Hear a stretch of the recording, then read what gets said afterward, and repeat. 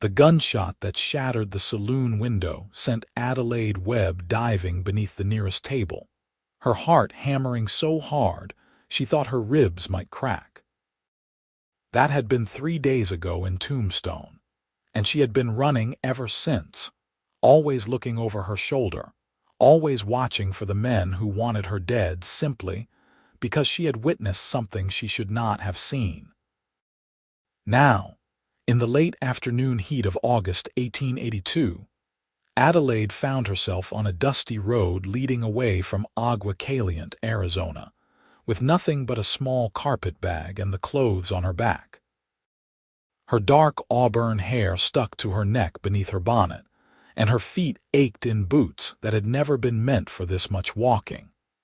She had sold her mare 2 towns back just to afford a meal and a night in a boarding house, and now she regretted that decision with every painful step. The sound of hoofbeats behind her made Adelaide's blood run cold. She spun around, her hand instinctively reaching for the small derringer hidden in her skirt pocket, though she had never fired a gun at anyone in her 22 years of life. But it was just one rider, not the 3 she had been fleeing from, and as the horse drew closer, she could see the man atop. It was dressed like a working cowboy, not a hired gun. He slowed his paint horse to a walk as he approached, and Adelaide got a better look at him. He was perhaps 26 or 27, with sun-bronzed skin and dark hair that curled slightly at the ends beneath his dusty hat. His eyes were a startling shade of blue-green, like the ocean in a picture book she had owned as a child, and they regarded her with a mixture of curiosity and concern. "You look like you could use a ride, miss," he said, his voice a deep rumble that somehow put her at ease despite her frayed nerves. "Next town is still 15 miles ahead, and the sun will be setting before too long." Adelaide's instinct was to refuse.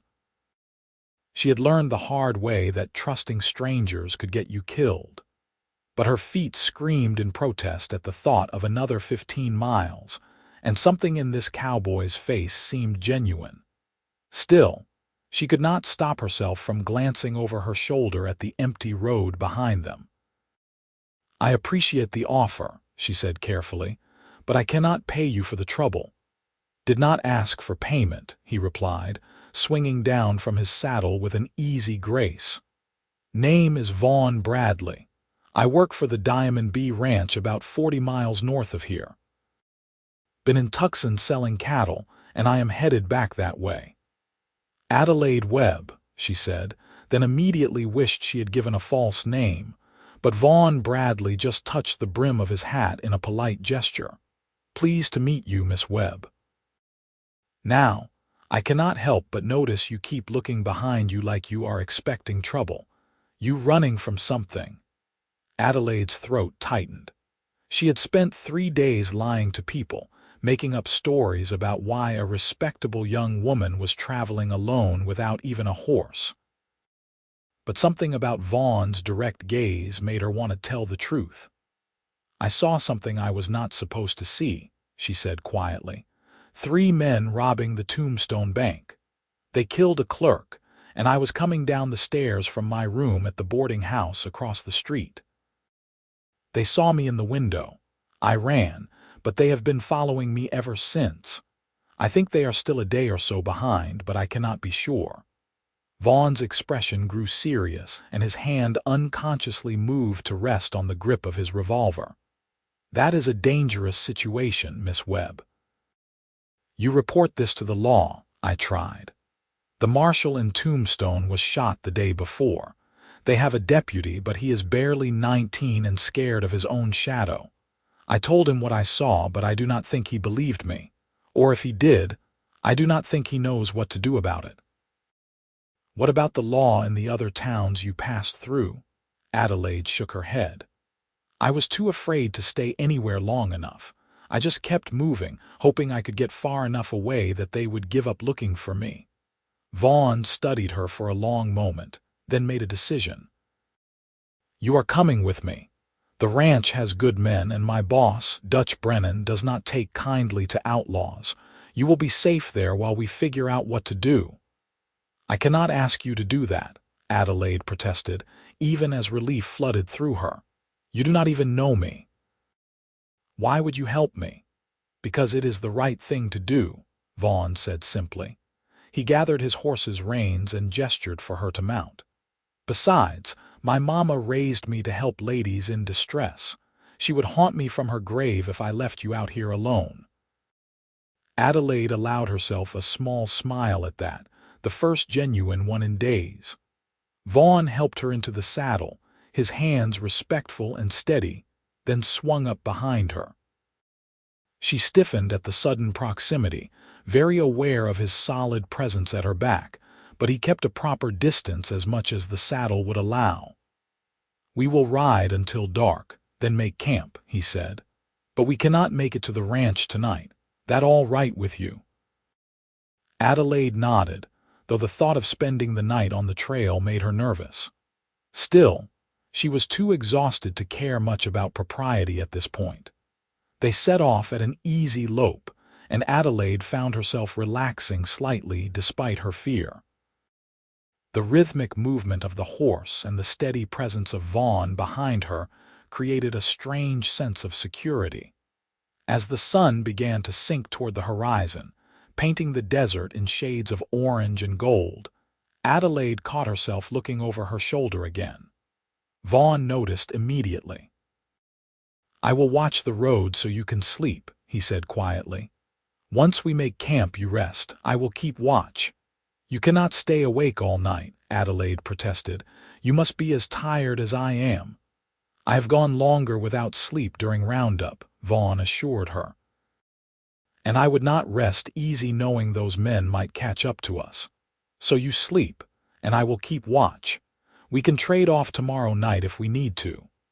The simple kindness in his offer made Adelaide's eyes burn with unexpected tears.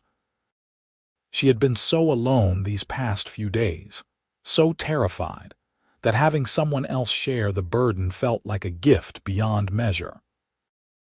They found a good spot to camp as the last light faded from the sky.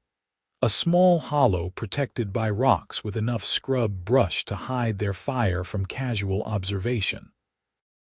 Vaughn helped Adelaide down from the horse, and she swayed on her feet, exhaustion hitting her like a physical blow now that they had stopped moving. "Easy," Vaughn said, steadying her with a hand on her elbow.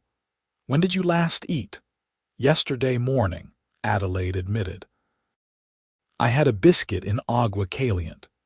Vaughn muttered something under his breath that might have been a curse, then guided her to sit on a flat rock while he unsaddled his horse and built a small fire. From his saddlebags, he produced jerky, hardtack, and a small bag of dried apples. It was simple trail food, but to Adelaide, it looked like a feast. They ate in companionable silence, and Adelaide found herself studying Vaughn in the firelight. He had a strong profile, with a straight nose and a firm jaw shadowed with several days' worth of stubble. His hands were work-roughened and capable, the hands of a man who made his living through physical labor. There was something steady about him, something that made her feel safer than she had felt in a long time. "Tell me about the ranch," she said, partly because she was curious and partly because she needed to think about something other than the men chasing her. Vaughn leaned back against a rock, his long legs stretched out in front of him. "The Diamond Bee has been around for about 15 years. Dutch Brennan started it with his brother, but his brother died in a riding accident 5 years back. Now Dutch runs it with about 20 hands. We run cattle mostly, some horses. It is good land, good water. Dutch's fare pays well, does not work us to death. I have been there 3 years now." "Do you like it? The cowboy life?" Vaughn smiled, and Adelaide noticed how it transformed his face, softening the hard lines and making him look younger. "I do. It is honest work. Hard but honest. I grew up on a farm in Missouri, so I was used to the work. But after my parents died of fever, there was nothing keeping me there. I drifted west, worked a few different ranches before landing at the Diamond B. I reckon I will stay there as long as Dutch will have me. No desire to start your own ranch someday, maybe, Vaughn said thoughtfully. But that takes capital I do not have yet. I am saving my wages, though. In another 5 or 10 years I might have enough to buy some land and a small herd. He looked at her curiously. What about you? What were you doing in Tombstone? Adelaide wrapped her arms around herself, staring into the fire. I was working as a seamstress at a dress shop. I grew up in Missouri too, actually. A little town called Independence. My father was a merchant and my mother died when I was young. When my father passed 2 years ago, I had to find work. A friend of the family helped me get the position in Tombstone. You got other family, a cousin in San Francisco. I was thinking of writing to her, asking if I could stay with her until this mess gets sorted out. But I have not had a chance. Vaughn nodded slowly. That might be a good idea, putting some real distance between you and those men. But let us get you to the ranch first, make sure you are safe. Then we can figure out the next steps. Adelaide felt a pang at the thought of traveling all the way to California, and she realized with surprise that it was because she did not want to leave Vaughn, which was ridiculous. She had known the man for all of a few hours. But there was something about him that made her feel protected, valued, in a way she had not felt since her father died. You should get some sleep, Vaughn said gently. We have a long ride tomorrow. Adelaide wanted to protest, to insist on taking a watch, but exhaustion pulled at her like a heavy blanket. Vaughn spread out his bedroll for her near the fire, and she lay down fully clothed, her head pillowed on her carpetbag. Within minutes, she was asleep. She woke several times during the night, each time jerking awake with her heart racing, sure that she had heard the sound of approaching horses. But each time, Vaughn was there, sitting with his back against a rock, his rifle across his knees, scanning the darkness with calm vigilance. Each time he noticed her stirring and spoke quietly. It is all right. Nothing out there but a coyote and some night birds. Go back to sleep. And she did, comforted by his presence in a way that surprised her. When dawn broke, Adelaide woke to find Vaughn brewing coffee over the rekindled fire. He looked tired, with dark circles under his eyes, but he smiled when he saw her sit up. Morning. Coffee will be ready in a minute. Adelaide stood and stretched, working the kinks out of her back from sleeping on the hard ground. Did you sleep at all? Caught a few hours before dawn, Vaughn said, which Adelaide suspected was a generous estimate. How are you feeling? Better, she admitted. Sore, but better. Thank you for watching over me. No need to thank me, Vaughn said, handing her a tin cup of coffee. Drink up. We should get moving soon. With luck, we will make the ranch by late afternoon. They shared the last of the jerky and some hardtack for breakfast. Then Vaughn saddled his horse and helped Adelaide mount. As they rode out of the little hollow, Adelaide automatically glanced over her shoulder at the trail behind them. It was empty, but she could not shake the feeling that danger was still following her. The morning passed in relative silence, both of them too tired for much conversation. The Arizona landscape rolled past, all red rocks and sparse vegetation, beautiful in its harsh way. Adelaide found herself very aware of Vaughn behind her, the warmth of his body against her back, the strength in his arms as he held the reins on either side of her. It should have felt improper, riding like this with a man she barely knew, but instead, it felt right in a way she could not quite explain. Around midday, they stopped to rest the horse and refill their canteen at a small stream. Adelaide splashed water on her face, trying to wash away some of the trail dust, and when she looked up, she found Vaughn watching her with an expression she could not quite read. "What?" she asked, suddenly self-conscious. "Nothing," he said quickly, looking away. "I was just thinking that you are handling all this remarkably well. Most women would be having fits of vapors by now." Adelaide laughed, though there was little humor in it. "I do not have the luxury of vapors. Besides, my father always said I had more grit than was ladylike." "I think it is plenty ladylike," Vaughn said. "Takes a strong person to keep going when they are scared. That is not weakness. That is courage."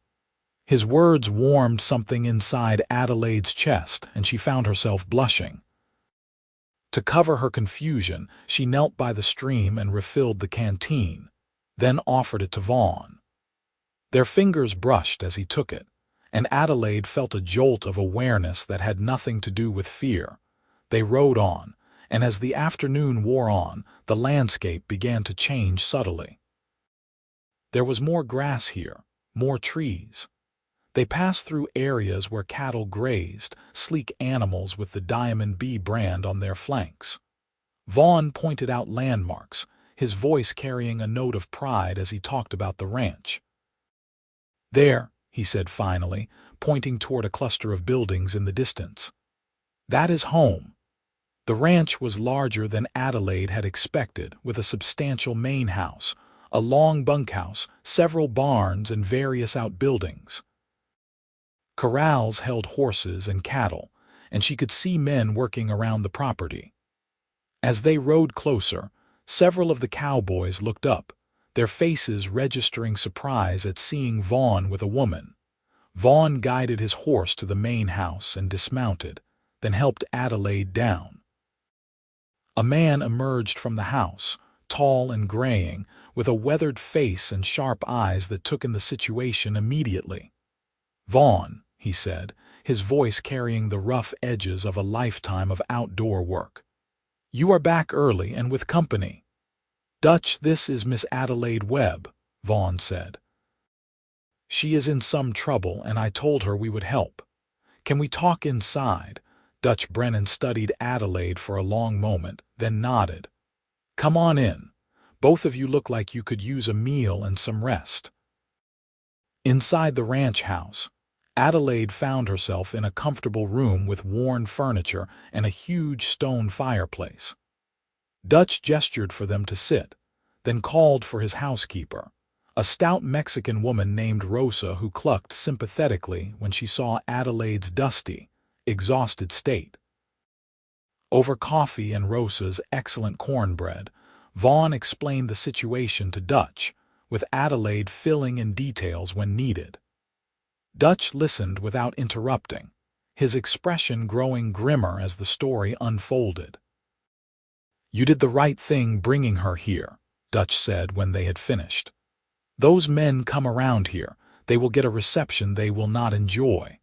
We have had trouble with outlaws before, and my boys know how to handle themselves."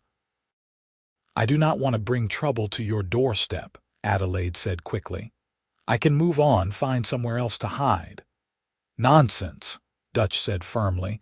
"You will stay here as long as you need. Rosa will set you up in one of the spare rooms.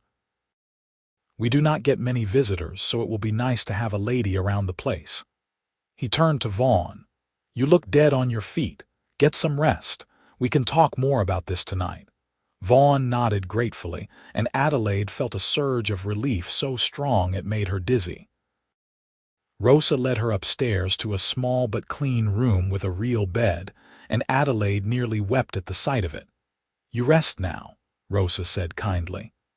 "I will bring water so you can wash, and then you sleep, yes. Later we talk about getting you some proper clothes. Those you are wearing are falling apart." Adelaide looked down at her dress, which was indeed stained and torn from days on the trail. "I do not have money for new clothes." "We will work something out," Rosa said with a wave of her hand. "Maybe you help me with sewing. I'm getting too old to do all the mending for 20 cowboys." "Now, rest." Adelaide did not need to be told twice. She washed as best she could with the water Rosa brought, then collapsed onto the bed.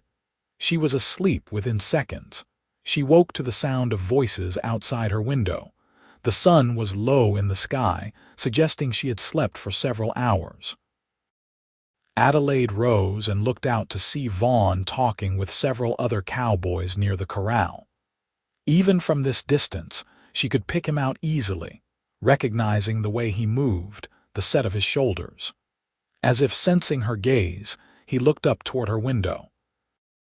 Even across the distance, she felt the connection between them, and her heart skipped a beat. What was happening to her? She had never been the type to fall for a man at first sight. She had always been practical, sensible. But there was something about Vaughn that called to her, something that made her want to stay near him, to learn everything about him, to see that rare smile light up his face again. A knock at her door pulled her from her thoughts. Rosa entered with an armful of clothes. "These belong to Dutch's wife," she explained. "She passed 5 years ago, but she was about your size. Dutch says you are welcome to them." The clothes were well made and practical, the kind of things a ranch woman would wear. Adelaide changed into a simple cotton dress that fit reasonably well, though it was a bit loose in the waist. When she came downstairs, she found the main room filled with cowboys eating dinner. The noise died down as she appeared, and Adelaide felt herself flush under all the male attention. Vaughn stood quickly, gesturing to an empty chair beside him. "Miss Webb, come sit. Rosa outdid herself tonight." Adelaide made her way to the chair, acutely aware of the curious stares. Dutch stood at the head of the table and cleared his throat. "Boys, this is Miss Adelaide Webb. She is going to be staying with us for a while. I expect you all to treat her with respect and make her feel welcome. Anyone who does not can collect his pay and ride out." "Understood." A chorus of "Yes, sir," answered him, and the tension in the room eased. The cowboys returned to their meals, though Adelaide caught several of them sneaking glances at her. She could not blame them. Women were probably scarce out here.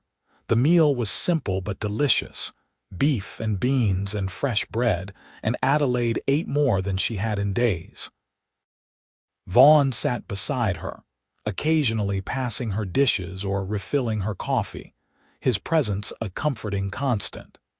She noticed that several of the other cowboys seemed to be watching them with interest, their glances speculative. After dinner, Dutch asked Vaughn and Adelaide to join him in his study.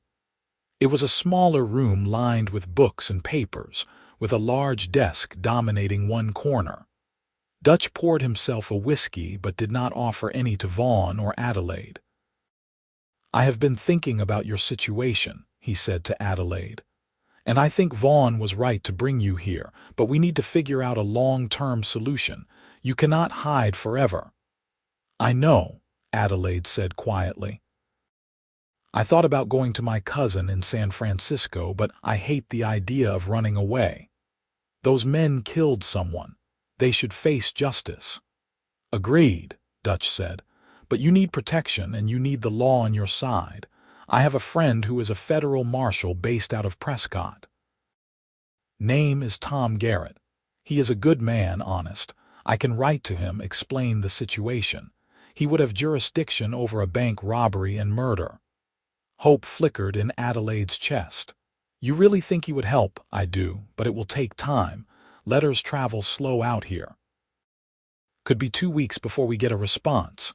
You willing to stay here that long?" Adelaide glanced at Vaughn, who was watching her with those striking eyes. "If you are sure I will not be a burden." "No burden," Dutch assured her. "In fact, Rosa will be thrilled to have help with the mending and cooking. If you are willing to work, you are more than welcome to stay as long as you need." Relief and gratitude flooded through Adelaide. "Thank you. I do not know how to repay your kindness." "No repayment needed," Dutch said. "We take care of our own out here, and anyone Vaughn brings home is one of ours." He shot a meaningful look at Vaughn, who shifted uncomfortably. "Now, both of you get some rest. Tomorrow is a work day." Adelaide retired to her room, but sleep was slow in coming. She lay in the comfortable bed, staring at the ceiling, thinking about everything that had happened. Her life had been turned upside down in a matter of days, and yet, lying here in this safe place with Vaughn just down the hall, she felt more at peace than she had in months. The next morning, Adelaide woke early and went downstairs to find Rosa already at work in the kitchen. The older woman put her to work immediately, and Adelaide found comfort in the familiar tasks of kneading bread and peeling potatoes. Through the kitchen window, she could see the cowboys going about their morning chores, and she spotted Vaughn working with a young horse in one of the corrals. He moved with a patient grace, speaking softly to the skittish animal, his movements slow and deliberate. Adelaide found herself mesmerized, unable to look away. There was something beautiful about watching him work, about seeing the trust develop between man and horse. "He is a good man, that one," Rosa said, following Adelaide's gaze. "Quiet but good. Always helps me carry heavy things, never complains about the food, keeps his bunk area clean. Some of the other boys, they are slobs, but not Vaughn." Adelaide felt herself blushing. "He has been very kind to me." "He looks at you different," Rosa observed. "I have been here 5 years, and I have never seen him look at a woman the way he looks at you." "We only just met," Adelaide protested weakly. Rosa laughed. "Sometimes that is all it takes. My husband, I knew him 3 days before I knew I would marry him. The heart knows what it knows." Adelaide wanted to protest, to insist that it was too soon, too impractical, too impossible. But she could not deny the flutter in her chest every time she thought about Vaughn, the way her eyes constantly sought him out, the way she felt safer just knowing he was near. Over the next few days, Adelaide settled into a routine at the ranch. She helped Rosa with the cooking and cleaning, mended clothes for the cowboys, and even tried her hand at some of the other ranch tasks. The men were respectful, if a bit shy around her, and she began to learn their names and personalities. But it was Vaughn she found herself drawn to again and again. In the evenings, after the work was done, they would sit on the porch of the main house and talk. He told her about growing up in Missouri, about losing his parents, about the loneliness of drifting from place to place before finding a home at the Diamond B. She told him about her childhood, about her father's merchant business, about her dreams of opening her own dress shop someday. "You could do it," Vaughn said one evening as they watched the sun set over the distant mountains. "You have the skill and the determination. You just need the opportunity." "Maybe someday," Adelaide said wistfully. "Right now, I just want to survive." "You will," Vaughn said with quiet conviction. "And when this is all over, you will have your shop and you will be successful. I am sure of it." His faith in her warmed Adelaide's heart. She turned to look at him, studying his profile in the fading light. "Why did you help me, Vaughn? Really? You could have just ridden past me on that road." Vaughn was quiet for a long moment. "I do not know," he admitted finally. "Or maybe I do, but I am not sure how to put it into words. When I saw you standing there on that road, looking so scared but trying so hard to be brave, something in me just knew I could not leave you. It felt like if I rode away, I would be making the biggest mistake of my life." Adelaide's breath caught. "I felt something too," she confessed. "When you offered to help me, I should have been more afraid. I should have run. But I looked at you and I felt safe for the first time in days. I do not understand it, but I cannot deny it either." Vaughn reached out slowly, giving her time to pull away, and took her hand. His palm was calloused and warm, and Adelaide felt the touch all the way to her core. They sat like that as the stars came out, hands linked, neither of them speaking, both of them feeling the weight of what was growing between them. A week passed, then another. Dutch sent his letter to Marshal Garrett, and they waited for a response. Adelaide tried not to think too much about the men who were hunting her, though she still found herself looking over her shoulder whenever she ventured outside. But with Vaughn nearby, the fear was manageable. The Cowboys had taken to calling her Miss Adelaide, and she had become a fixture around the ranch. She learned to ride properly on a gentle mare named Daisy, with Vaughn patiently teaching her. She learned to shoot, too, with Vaughn guiding her hands on the revolver, his presence behind her making it hard to concentrate on the target.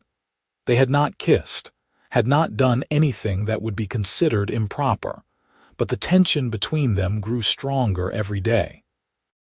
Adelaide caught the other cowboys watching them with knowing smiles, and Rosa made pointed comments about what a good couple they made.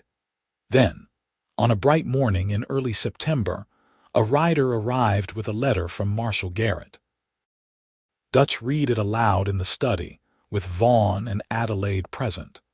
Marshal Garrett wrote that he had heard of the Tombstone robbery and murder, and he was indeed investigating. He asked Adelaide to write down everything she remembered about the men she had seen, every detail no matter how small. He promised to come to the ranch himself within a month to take her statement and provide protection. "This is good," Dutch said, folding the letter. "Tom is the best lawman in the territory. If anyone can bring those men to justice, it is him." Adelaide spent the afternoon writing out her statement, describing the three men in as much detail as she could remember. One had been tall and thin with a scar on his left cheek. Another had been stocky with a thick black beard.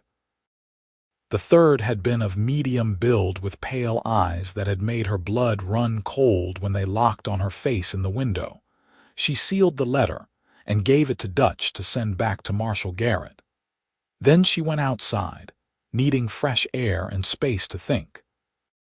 She walked toward the corrals, where she found Vaughn working with the young horse again. He looked up when she approached, and she saw the question in his eyes. "The marshal is going to help," she said. "He is coming here in a few weeks to take my statement." "That is good news," Vaughn said, but there was something in his tone that sounded almost sad. "What is wrong?" Vaughn led the horse back to its stall, then turned to face her. "Nothing is wrong. I am glad the marshal is going to help. I just started thinking that once this is all settled, you will leave. You will go to San Francisco or back to Tombstone or wherever you want to go, and I will stay here, doing what I always do." Adelaide's heart clenched.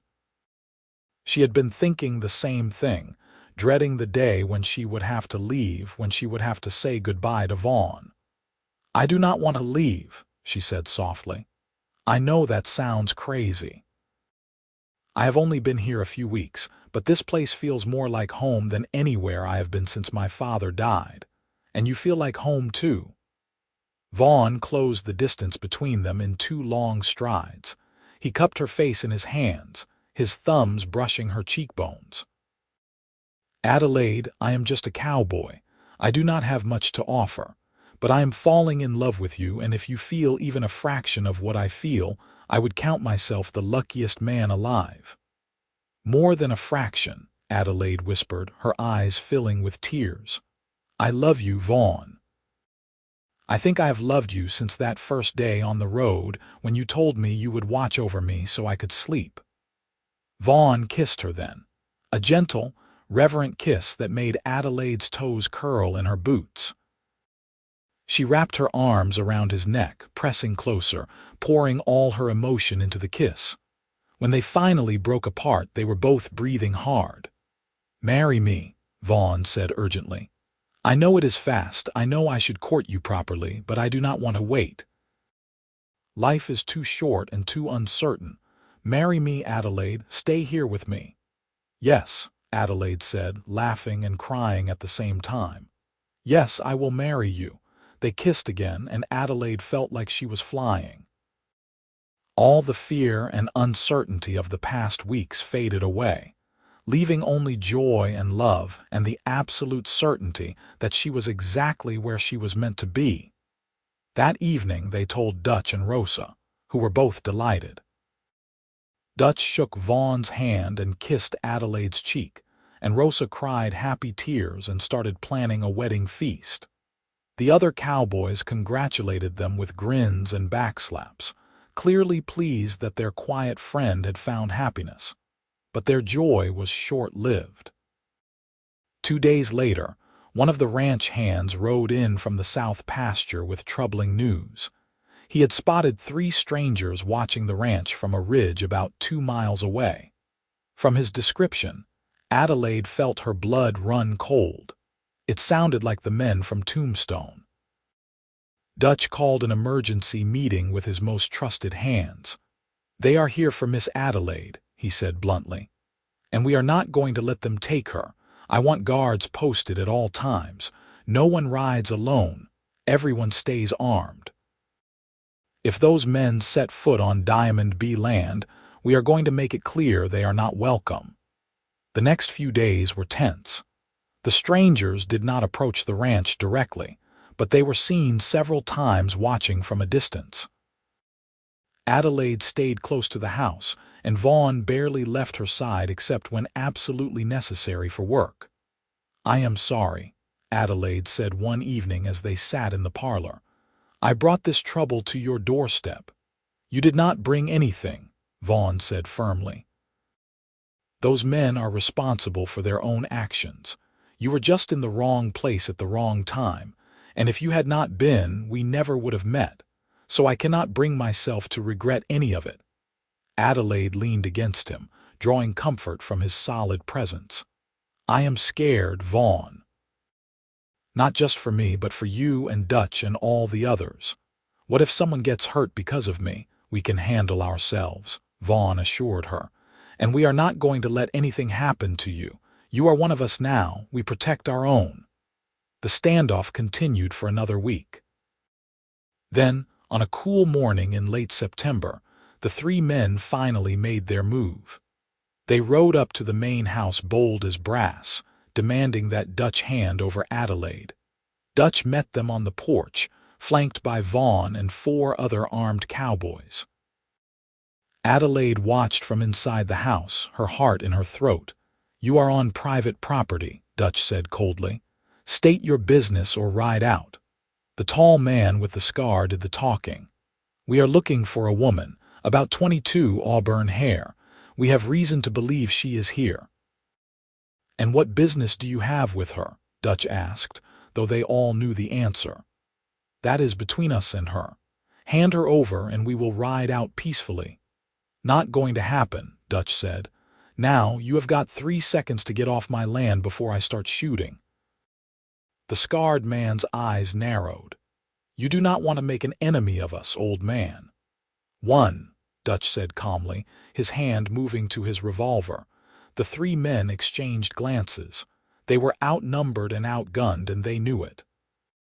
With muttered curses, they turned their horses and rode away, but not before the scarred man called back, "This is not over." Adelaide sagged with relief, but Vaughn looked grim when he came inside.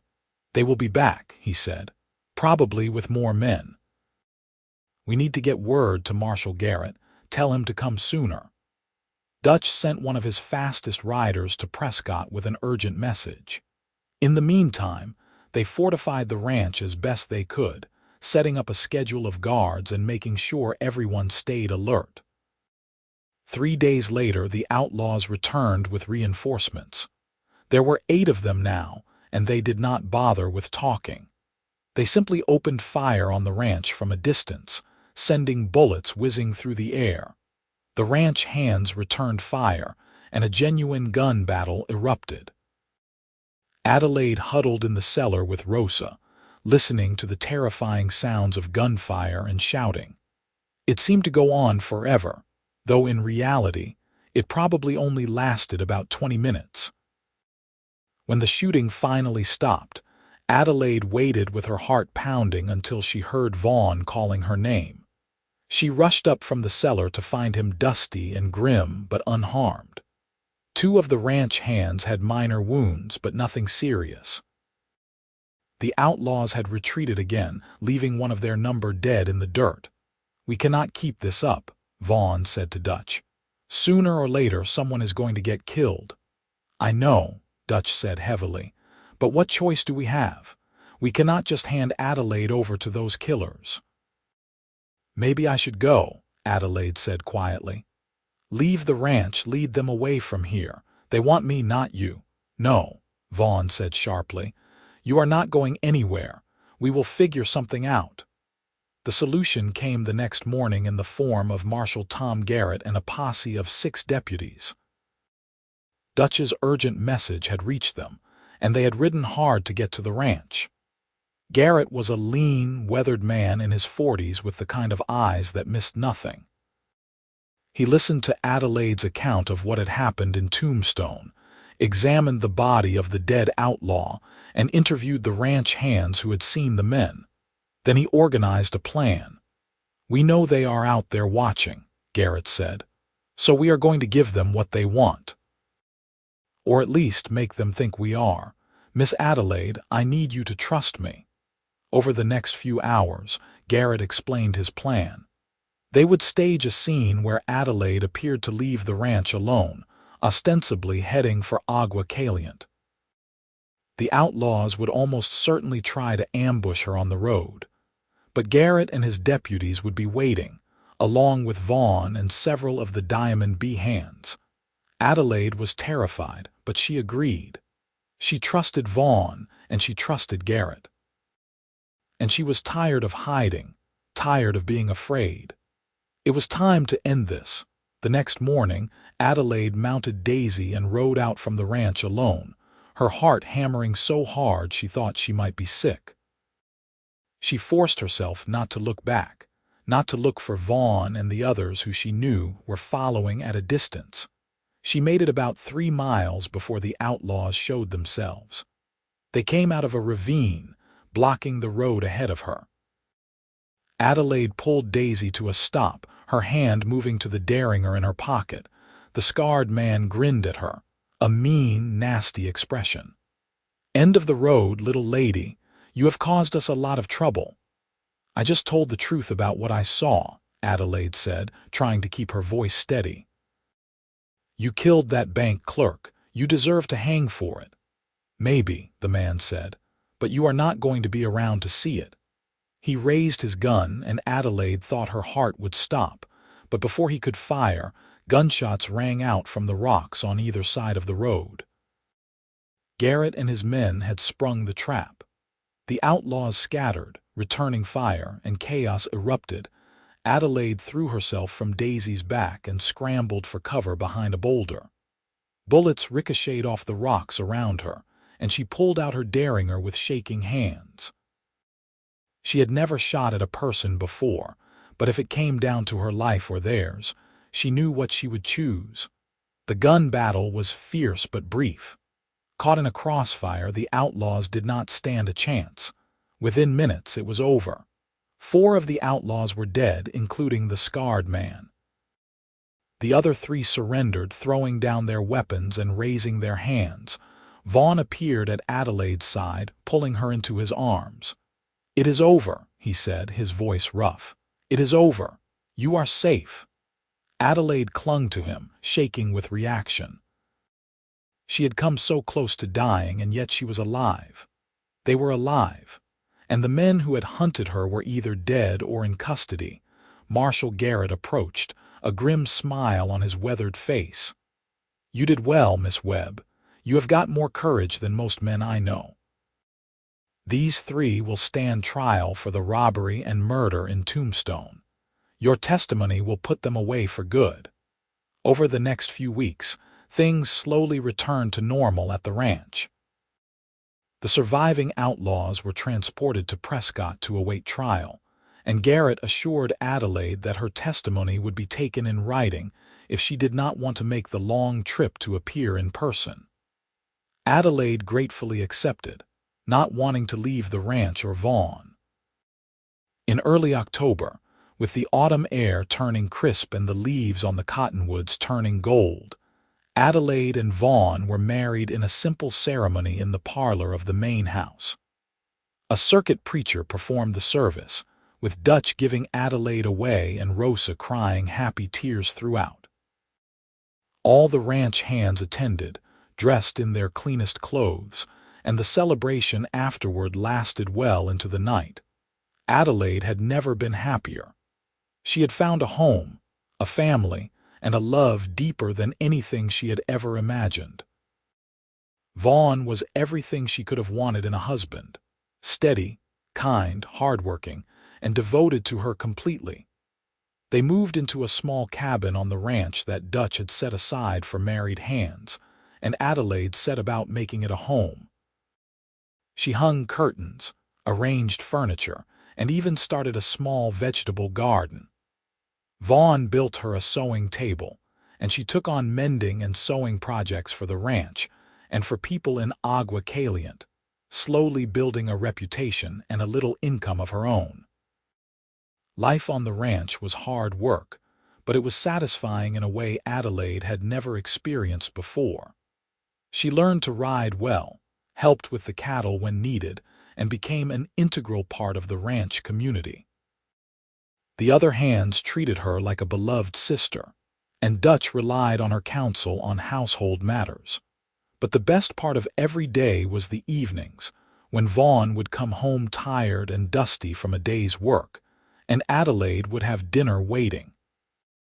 They would eat together, talking about their days, making plans for the future.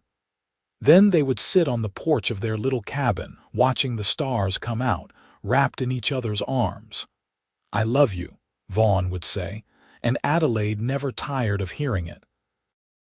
"I love you too," she would respond, marveling at how her life had changed. Winter came, bringing cold winds and occasional snow to the high desert. Adelaide learned to keep the fire going and to cook hearty meals that would stick to Vaughn's ribs during long days working in the cold.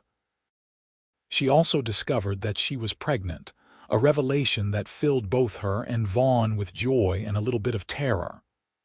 "I am going to be a father," Vaughn said wonderingly, his hand resting on Adelaide's still flat stomach. "I cannot believe it. Are you scared?" "A little," Adelaide admitted. "But mostly I am excited. We are going to have a family, Vaughn. A real family." Rosa was thrilled at the news and immediately took Adelaide under her wing, sharing all her knowledge about pregnancy and childbirth. Dutch teased Vaughn mercilessly about becoming a family man, but there was genuine warmth in his eyes. Spring brought new life to the ranch, with calves being born and foals wobbling on uncertain legs.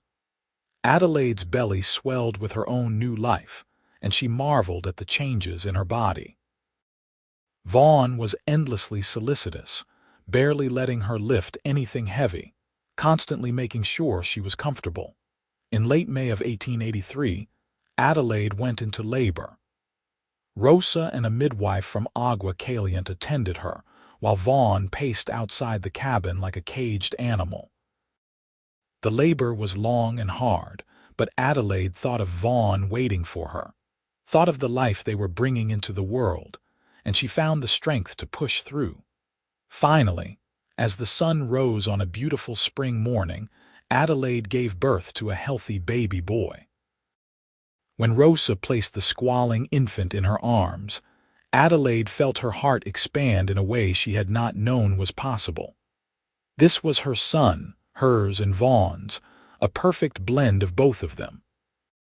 Vaughn was allowed in then, and when he saw his son for the first time, tears streamed down his weathered face. "He is perfect," Vaughn whispered, his voice choked with emotion. "You are perfect. Thank you, Adelaide. Thank you for this gift." They named him James, after Vaughn's father, with the middle name of William after Adelaide's father. Little James was a good baby, healthy and strong, and he became the darling of the entire ranch. The cowboys took turns holding him, and Dutch carved him a set of wooden toys. Life settled into a new rhythm. Adelaide balanced motherhood with her sewing work, and Vaughn was a devoted father, spending every spare moment with his son. They talked about the future, about maybe saving enough to buy their own land someday, about giving James brothers and sisters. When James was 2, Adelaide gave birth to twin girls, Emma and Grace. The twins were a handful, but Adelaide and Vaughn managed with help from Rosa and the ranch community. Their little cabin felt crowded now, so Dutch helped Vaughn build an addition, expanding it into a proper family home. The years passed in a blur of birthdays and holidays, of cattle drives and roundups, of laughter and love. Adelaide's sewing business grew, and she eventually had to hire a helper from town. Vaughn was promoted to foreman when the previous foreman retired, giving them a better income and more stability. In 1888, when James was 5 and the twins were 3, Adelaide and Vaughn welcomed another son, whom they named Daniel. By then, they had saved enough money to buy a small parcel of land adjacent to the Diamond B. Dutch sold it to them at a fair price, happy to keep his best foreman close. They built a modest ranch house on their land and started their own small herd of cattle. It was not much, but it was theirs, and they were proud of it. James was old enough to help with small chores, and he took to ranch life like he was born to it. Adelaide looked back on her life sometimes and marveled at the journey that had brought her here. From the terror of fleeing Tombstone to the safety of Vaughn's arms, from a woman alone in the world to a wife and mother with a family she adored. The ranch had become her home in every sense of the word. Vaughn still worked for Dutch part-time, but he also devoted time to building up their own ranch. He was an excellent cattleman, patient and knowledgeable, and their herd grew steadily. Adelaide managed the household and her sewing business, and together they built a life of purpose and meaning. On quiet evenings, after the children were in bed, Adelaide and Vaughn would sit on the porch of their ranch house, just as they had done on the porch of their little cabin. The view was better now, looking out over land that belonged to them, but the feeling was the same: contentment, love, and gratitude for the life they had built together. "Do you ever think about that day on the road?" Vaughn asked one evening, "when I first found you?"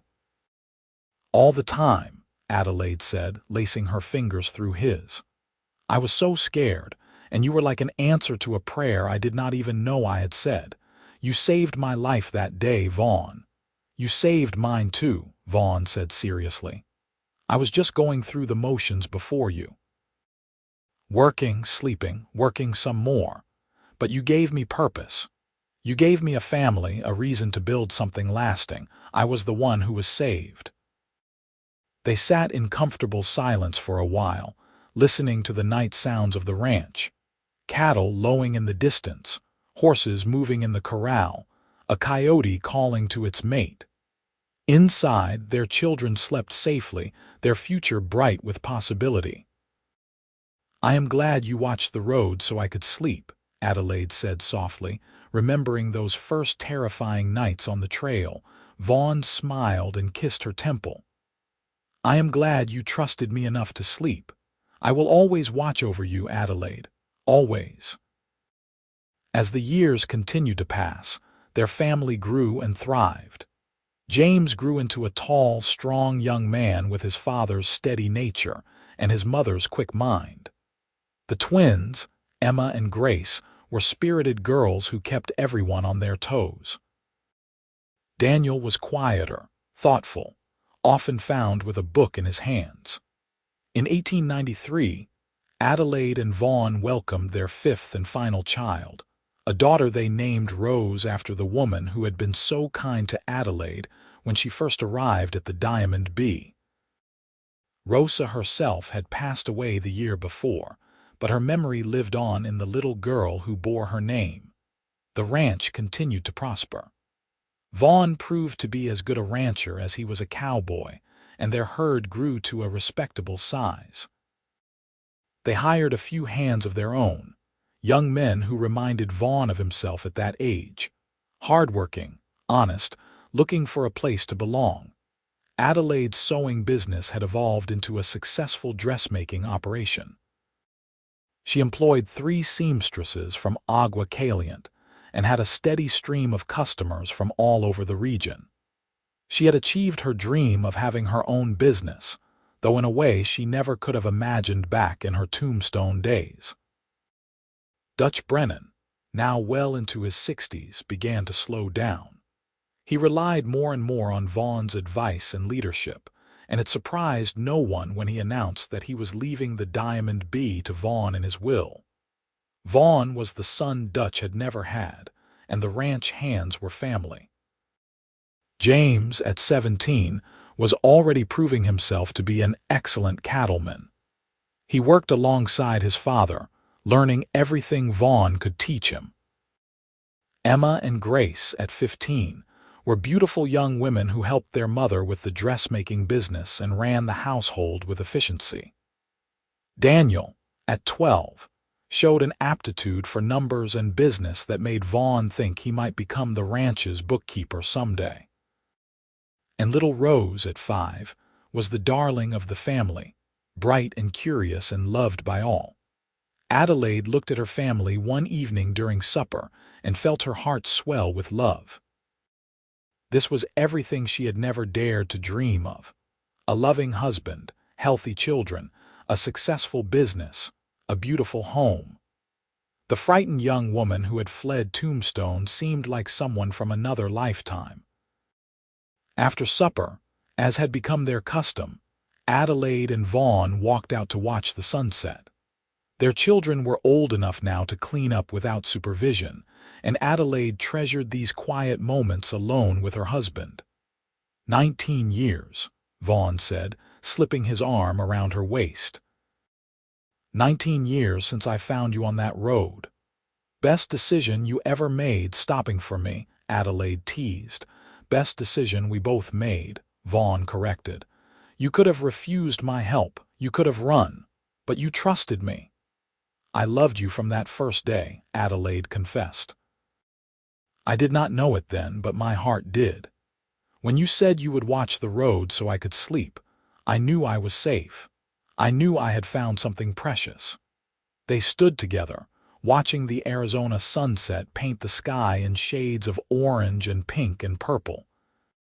The land stretched out before them, wild and beautiful, the same land where Adelaide had once fled in terror, and where she had found love, safety, and a home. In 1899, Dutch Brennan passed away peacefully in his sleep at the age of 72. He left the Diamond B Ranch to Vaughn, just as he had promised. The ranch hands gathered for the funeral, along with people from all over the territory who had known and respected Dutch. It was a sad day, but also a celebration of a life well lived. Vaughn took over full ownership of the Diamond B, combining it with their own land to create one of the largest and most successful ranches in Arizona. James, now 21, became his right hand, managing the day-to-day operations while Vaughn handled the business side. The twins married in a double wedding in 1901 to two brothers who owned a ranch near Prescott. It was a joyous occasion, though Adelaide cried to see her daughters leave home. But they were happy, and that was all that mattered.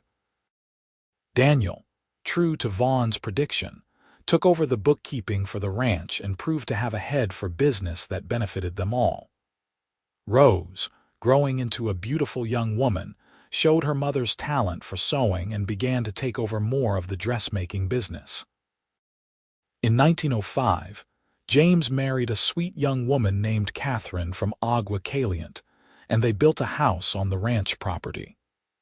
A year later, they gave Adelaide and Vaughn their first grandchild, a boy they named Vaughn after his grandfather. Adelaide held her grandson and cried happy tears, marveling at the circle of life. More grandchildren followed over the years. Emma had 3 children, Grace had 4, and James and Catherine would eventually have 5.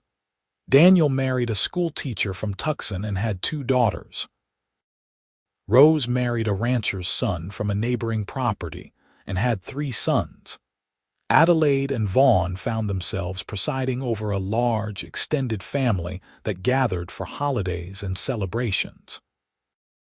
Their ranch house was always full of laughter and noise, of grandchildren running through the halls and great meals around a table that Vaughn had built with his own hands to accommodate everyone.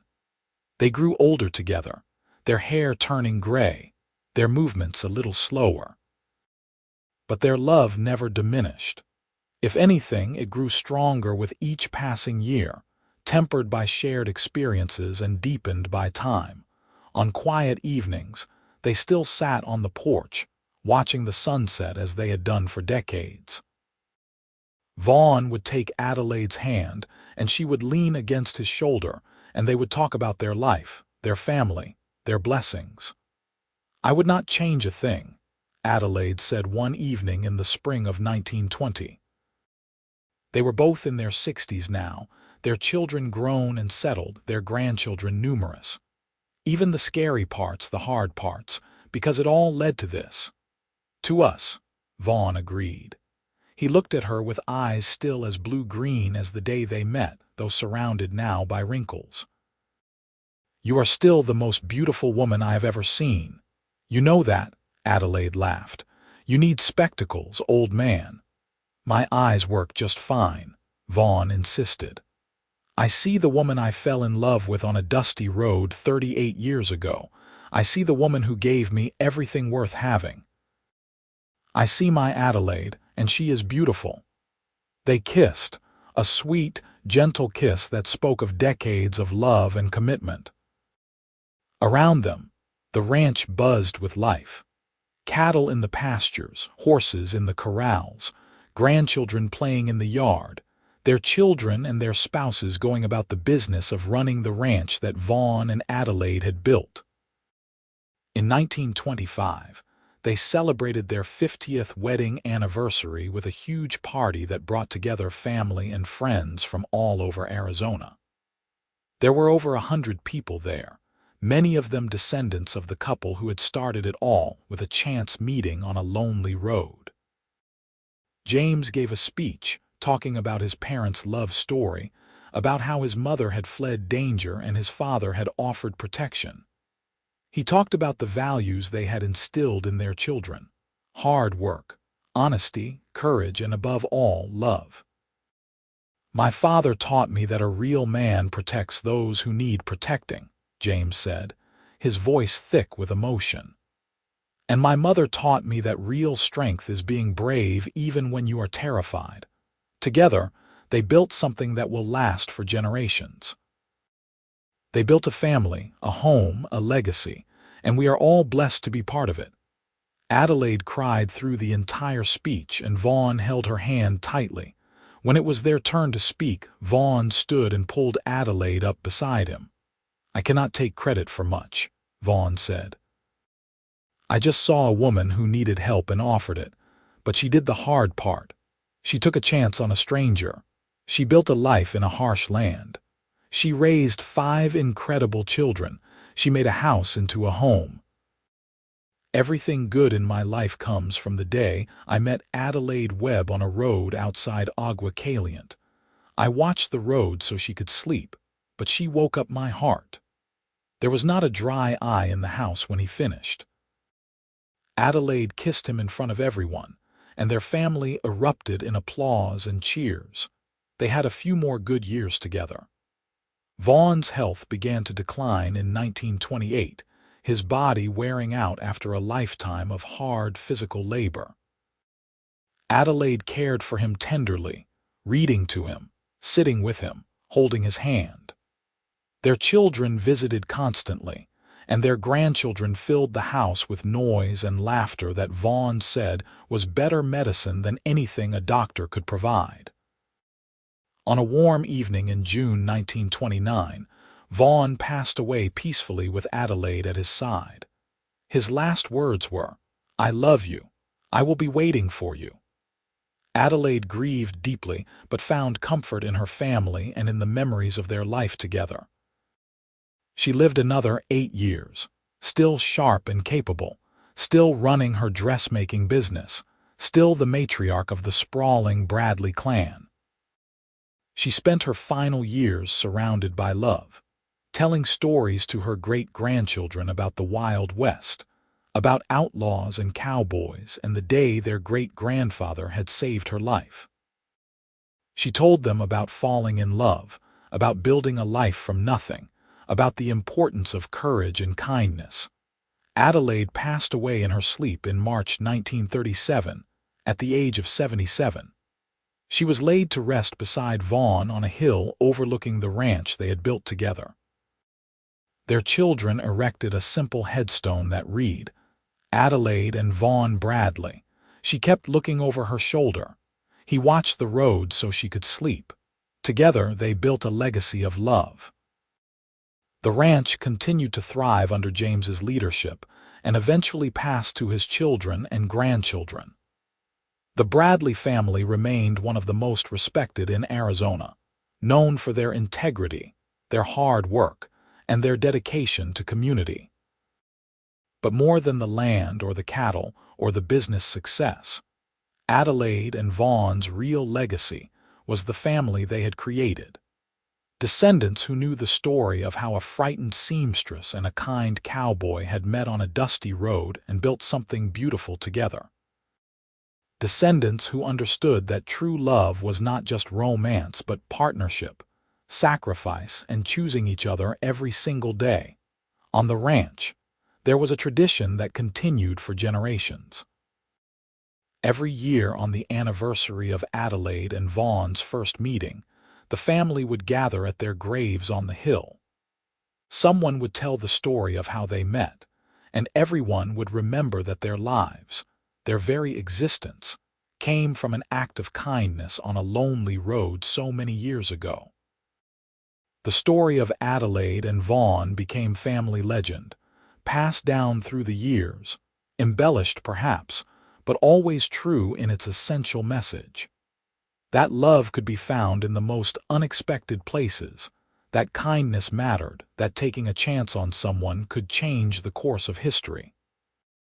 Their great-great-grandchildren, living in a world so different from the wild Arizona of the 1880s, would still tell the story.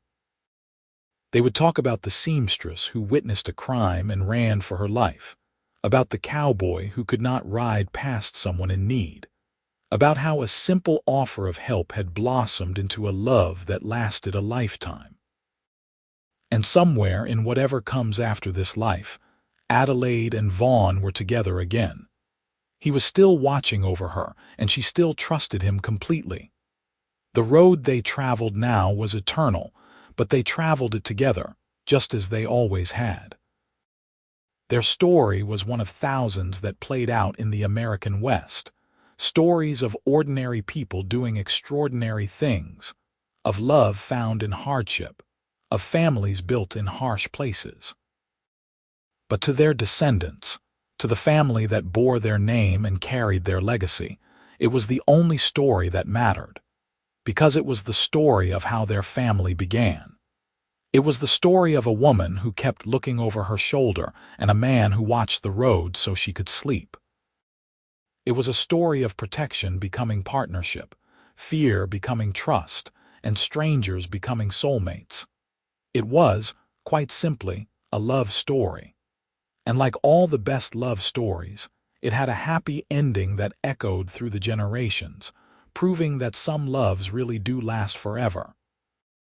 The ranch still stands today, though much has changed.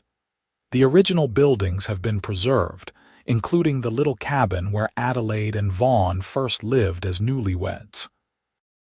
The family made it a museum of sorts, filled with Adelaide's sewing projects, Vaughn's tools, and photographs that documented their life together. Visitors came from all over to hear the story, to walk the land where Adelaide and Vaughn had worked and loved and raised their family. They would stand at the graves on the hill and imagine what it must have been like in those wild, dangerous, beautiful days when the West was still being tamed. But for the Bradley family, it was not history. It was memory. It was the foundation upon which everything else was built. Every time a Bradley helped a stranger, showed kindness to someone in need, or took a chance on love, They were honoring Adelaide and Vaughn's legacy.